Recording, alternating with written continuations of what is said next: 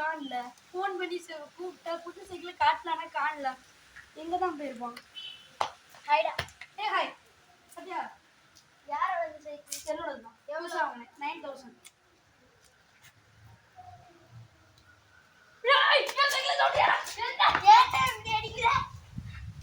போல பட்டவங்களால தான் என்ன மாதிரி புது சைக்கிள்ல நாஸ் ஆகுது.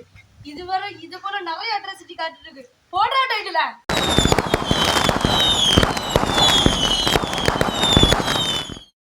போடு போடு போடு போடு.